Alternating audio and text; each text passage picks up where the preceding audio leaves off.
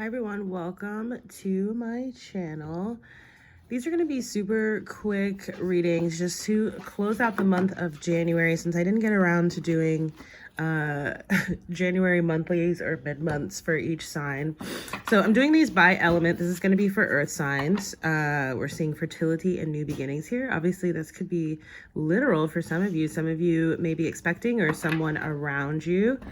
So again, earth signs, Capricorn, Taurus, Virgo. I was just sitting here thinking, like, should I do them each individually? I think I will. But I'm going to still try to keep them pretty short. So we'll probably get 3 cards each from the Psychic Tarot by John Holland. And we'll start with Capricorn. I feel like I'm spoiling y'all a little bit because I completely flubbed your birthday season and did not record as much as I would have liked to. So, Capricorns. And I'm probably going to do the same style, meaning just do them by elements, but do them individually for the Aquarius season readings. And then for February, I'll go into the regular mode. Okay, so you have emotional withdrawal. I don't read reversals in this deck. Spiritual strength showing up here at the bottom. I feel like that's related to this emotional withdrawal. For me, this is, you know, and again, this is for Capricorn. This is tied to, you know, something, something that feels like very painful, but you know, it definitely feels like it's already happened, like it's happened in the past, and it feels like, you know, your your spiritual support system really came through for you. So maybe this was like, you know, tapping into, you know, revamping your own sort of spiritual practices and habits, you know, working with your angels, your guides, your ancestors, to just help you get through. I see, like, for a lot of you here too, that there's this really strong connection for you between your earth element, right, and the water. I'm just seeing, like, I'm almost seeing like almost like the 2 of Pentacles or the Temperance and the Tarot, right, which both to me always speak about this sort of balancing out of elemental kind of energies. In your present, you have material harvest, right? So again, I do feel like whatever this emotional withdrawal is, whatever loss that was related to, it's almost like you kind of went, well, my hands are so dry. It's almost like you kind of went into a hermit mode in order to, you know, heal, in order to deal with whatever it was that you may have been going through. I'm just putting some hand cream on my hands because I cannot stand that. It's just, it happens all the time in the winter, right? It's like hard to keep your hands moisturized. All right, so number 9, material harvest coming out here.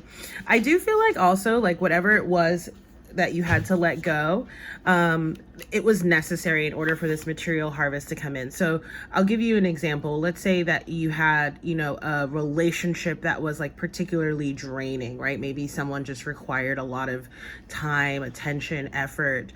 It's almost like you were working on, you know, building or creating something else new for yourself, right? Especially with that fertility and that new beginnings that we saw. For some of you, again, it is like literal children, but for others of you, it's more so talking about like metaphorically birthing or creating something new, like, you know, a creative project or like launching a new business.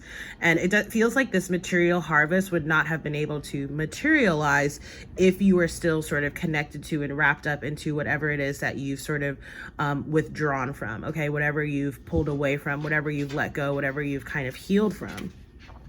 Right. And I feel like you're, you know, I'm getting like very 9 of Pentacles energy off of this, like a very, you know, 9 of Pentacles talks about a single, stable, abundant kind of energy here.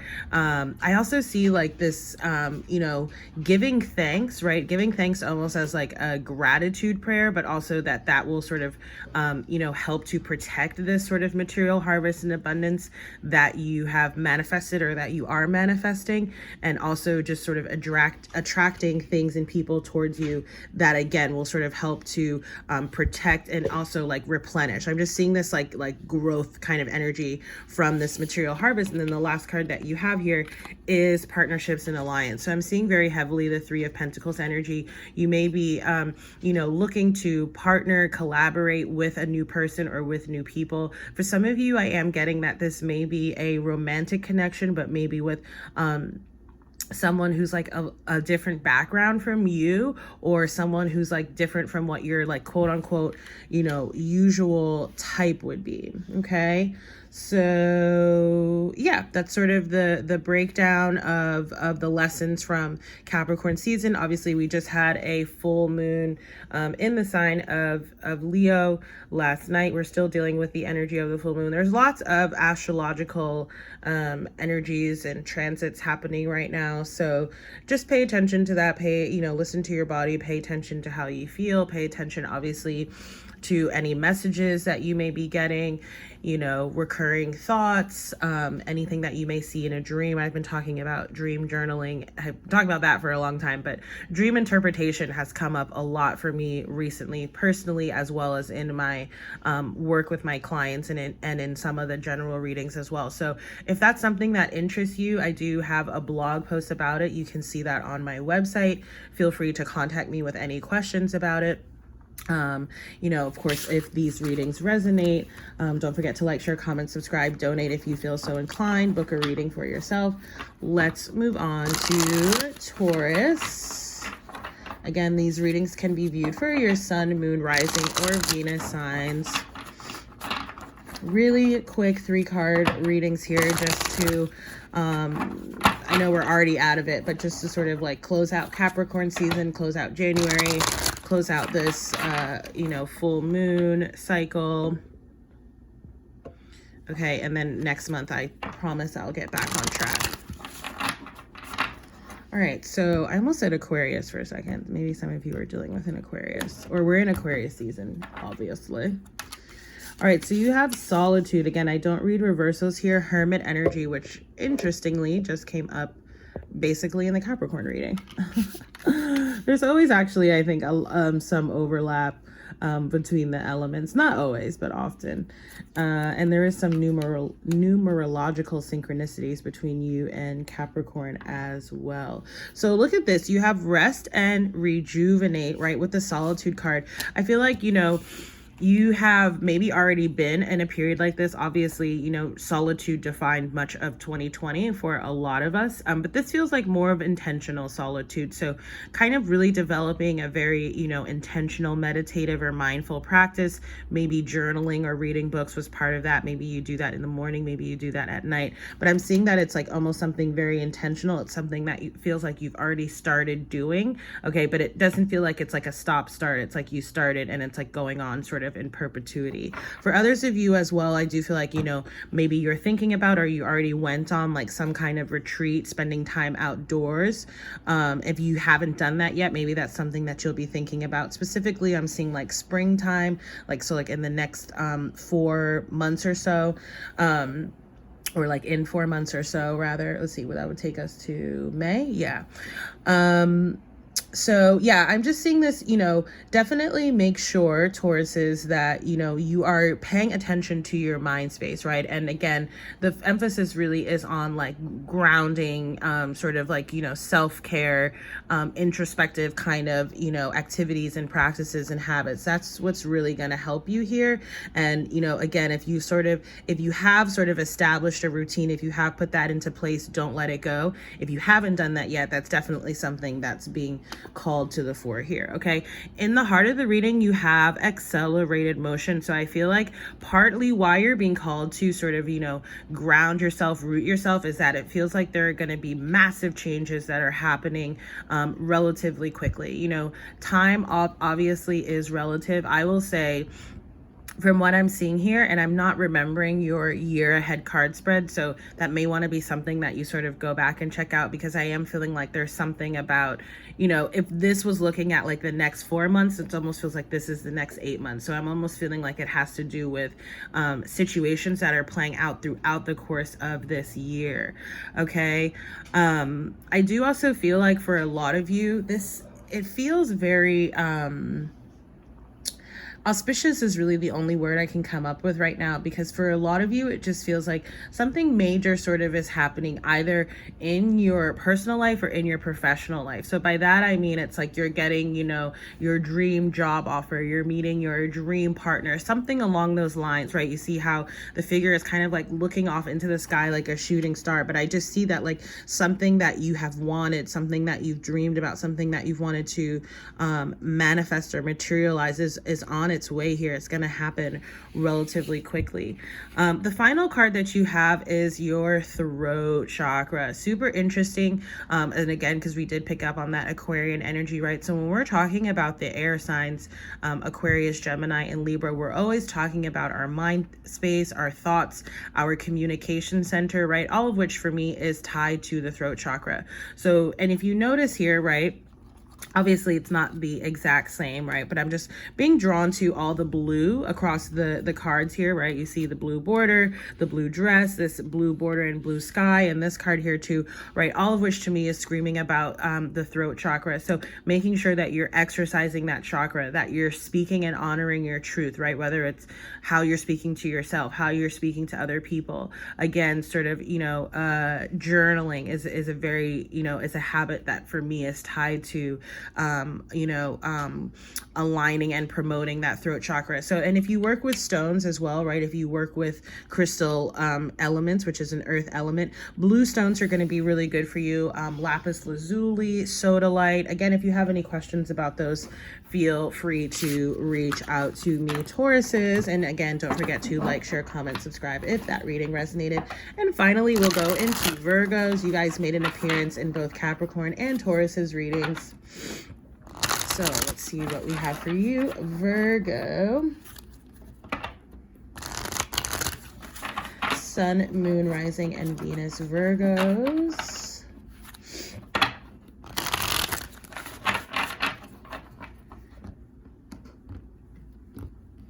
Is this how I did the other ones? Yeah, okay. I couldn't remember for a second. Okay, so Virgos, you have choose wisely. Maybe you have a lot of options and decisions that are facing you. This would definitely be a time to think about it. The reason here being is that a choice that you may make might not lead to the fulfillment that you are seeking, okay? Or perhaps you need to make a difficult choice, right, in order to get to where it is that you're trying to go. You have the Universe card here, which is the World card, right? And that does represent you in the tarot. This choose wisely card and this emotional loss, right? So when we see these green border cards in this deck, it is talking about our heart space, right? Our heart center. So for a lot of you, this is about really, I feel two things, like connecting with your heart chakra, but it's also actually about connecting with your intuition. I'm seeing the connection between those two. Specifically for your heart chakra, you may benefit from working with green stones, green aventurine, jade, peridot. There are lots of green stones. I'm trying to think what else. Malachite. Yeah, anyway, if you want to talk crystals, if you want like specific suggestions, book a reading, or feel free to use the contact us form on my website. I do get back to my emails eventually. But yeah, I'm just seeing here again that you really need to sort of seek your inner source and make a decision based off of your highest knowing, your intuition, and your heart's truest desires. And again, it may be that you sort of have to, sometimes we have to give up things that are very dear to us in order to achieve or to get something else here. So that may be part of the decision here that you're facing. One thing that I like to do, it's really interesting because you may be sort of facing like sort of 5 options or decisions here. We're seeing that number come out, right? This has a 7, but I'm just looking at the 5 arms here. And then of course the number 5 on the emotional loss card. So one thing that I like to do, right, if I'm facing a difficult decision or multiple choices, is that I'll meditate on it. I'll meditate and see how does each decision sort of feel, right? So that I can really check in with my inner self and determine, like, is this something that aligns with my higher self? Is this something that feels good for me or not? Okay. And again, it could be, keep in mind too, that this could like energies can also represent other people relating to us. So it could be someone else's choices or decision that's coming up here as well.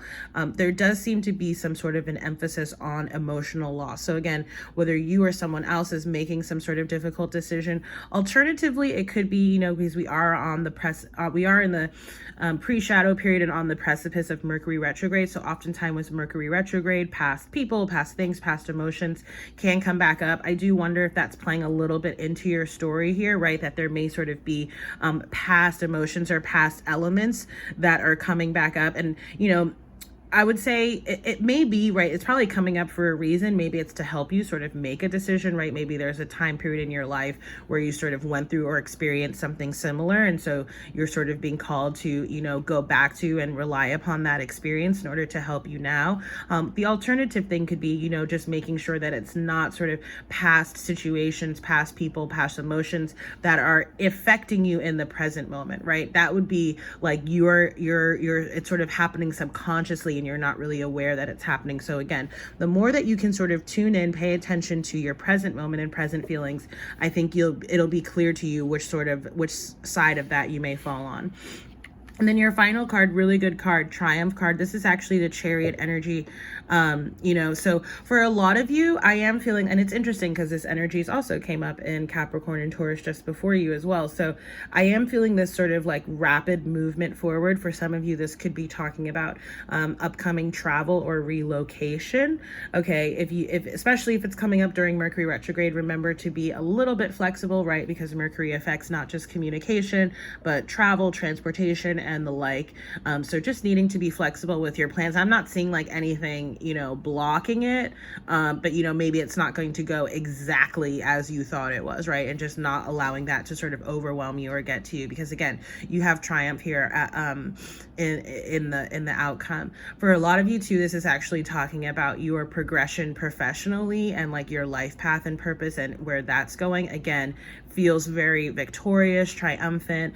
Really celebrate that. It feels really, really good. It's interesting because I'm feeling a lot of fire energy off of this card. I'm feeling like a little bit of Sagittarian energy because I'm just feeling this balance between fire and water energy. But I'm also picking up, you know, could be Leo energy as well, which of course was the sign that the full moon was in last night. Okay. For others of you where this is not talking about sort of a tangible shift or change, right?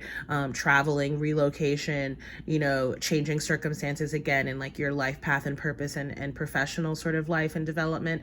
You know, this is talking about whatever sort of emotional loss this may be alluding to. This is talking about, you know, a relatively quick, and again, relative, right, is the key word, quick recovery. So Earth signs, again, these were just super quick readings I wanted to get out before the month of January. The next round of readings will be the Aquarius season readings, even though we're already in Aquarius season. So as soon as I'm done with these 4 videos for all the elements, I will do another 4 for all the elements for Aquarius season. And then for the month of February, I will aim to have at least one video per sign, hopefully 2.